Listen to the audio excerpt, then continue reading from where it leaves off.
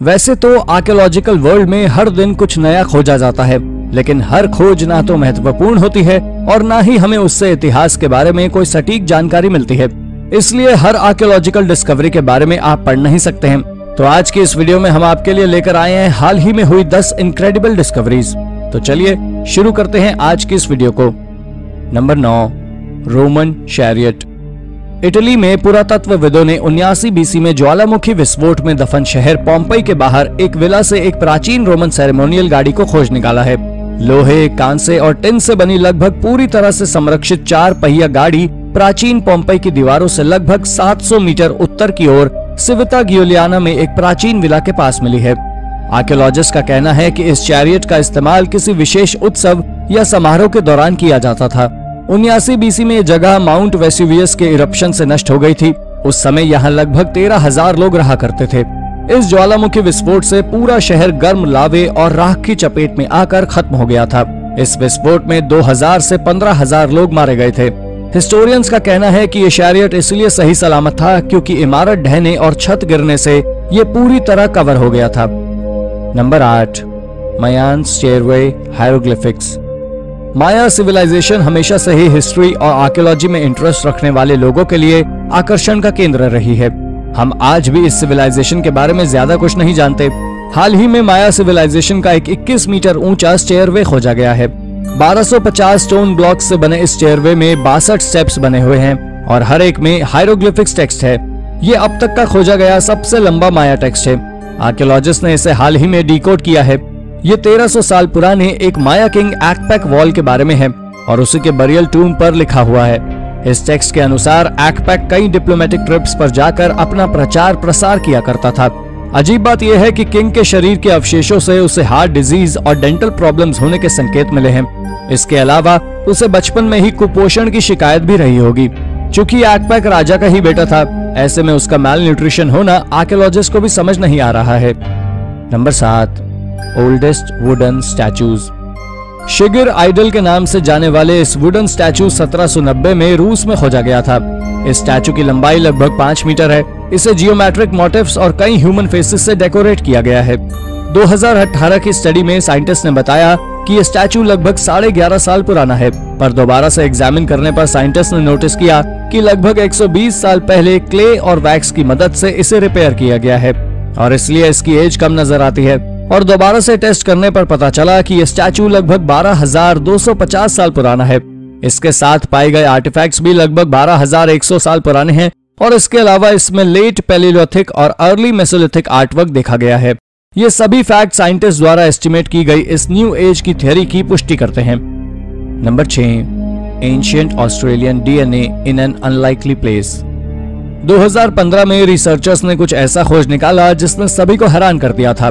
इस खोज के अनुसार कई इंडिजीनियस साउथ अमेरिकन लोगों में ऑस्ट्रेलियन डीएनए पाए गए हैं। पहले एक्सपर्ट्स को लगता था कि ये ऑस्ट्रेलियन जेनेटिक सिग्नल सिर्फ अमेजोनियन ग्रुप के लोगों में पाया जाता था, लेकिन बाद के सालों में हुई स्टडी में सामने आया कि पैसिफिक कोस्ट के लोगों में भी यही ऑस्ट्रेलियन डीएनए ही पाया जाता है। इसके बाद आर्कियोलॉजिस्ट ने 383 लोगों का सैंपल लेकर फिर से उसे स्टडी किया और रिपोर्ट्स में सामने आया कि पेरू के चोटुना लोगों, ग्वारानी और ब्राजील के जावेंटे लोग में भी यही डीएनए सिग्नल पाया जाता है। इसके अलावा आर्कियोलॉजिस्ट के अनुसार 20,000 साल पहले ईस्ट एशिया से अमेरिका आए लोग ही अपने साथ ये ऑस्ट्रेलियन डीएनए लाए थे। आर्कियोलॉजिस्ट का मानना है कि ये डीएनए और भी वाइड स्प्रेड होगा, बस हमें उन लोगों को पहचानने की देर है जिनमें ये डीएनए पाया जाता है। नंबर 5, अ यार्ड सेल स्कोर। पिछले साल एक यार्ड सेल कस्टमर ने एक पोर्सिलियन बोल खरीदा। इस बोल पर फ्लावर डिजाइन बने हुए थे और इसकी कीमत भारतीय रुपए में 2600 रुपए थी। इसे खरीदने वाले व्यक्ति ने ऐसा महसूस किया कि शायद इस बोल में कुछ खास है और एक्सपर्ट से कंसल्ट करने पर पता चला कि उसका संदेह सही है। ये बोल 15वीं सेंचुरी के समय का एक रेयर चाइनीज बोल था।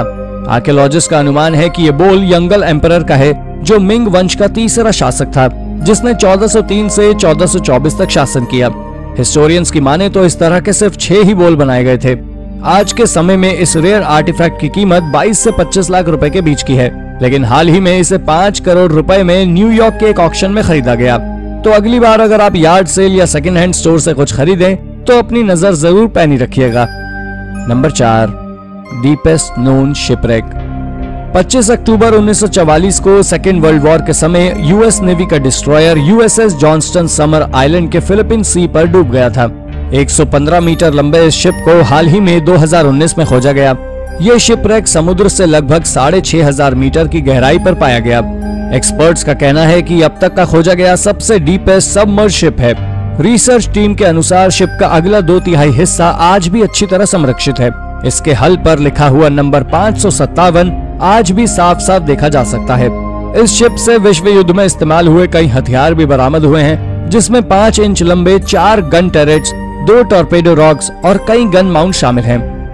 Number 3, who were the habits. इन्हें ये नाम हॉबिट्स इसलिए दिया गया था क्योंकि आज के समय के इंसानों की तुलना में इनके स्टैरियोस काफी छोटे थे। लेकिन ये हॉबिट्स थे कौन? असल में ये अर्ली ह्यूमंस की ही 2 प्रजातियां होमो फ्लोरेसिनेसिस और होमो ल्यूजियोनेसिस है, जो कई साल पहले विलुप्त हो चुकी हैं।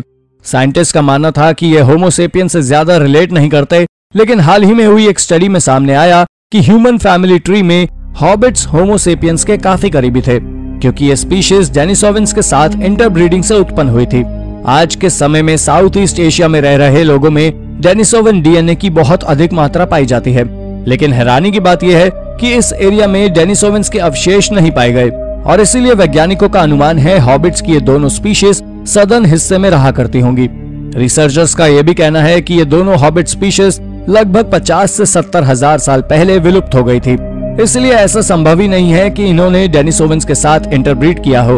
इन सभी थियरीज ने वैज्ञानिकों को भी कंफ्यूज कर दिया है कि हॉबिट्स को ह्यूमन फैमिली ट्री में कहां रखना है। Number 2, Teotihuacan discovery. हमारी इस लिस्ट में अगला नाम टियोटिहुएकन का है। मेक्सिको के बहुत ही पुराने शहर टियोटिहुएकन में ढेरों आर्टिफैक्ट्स मिले हैं। इनकी संख्या 50,000 से भी अधिक होगी। ये शहर मेक्सिको सिटी के उत्तर पश्चिम में लगभग 50 किलोमीटर की दूरी पर स्थित है। टियोटिहुएकन शहर उत्तरी अमेरिका के उन जगहों में से है जो कोलंबस के अमेरिका आने से पहले स्थानीय संस्कृति का बड़ा केंद्र था।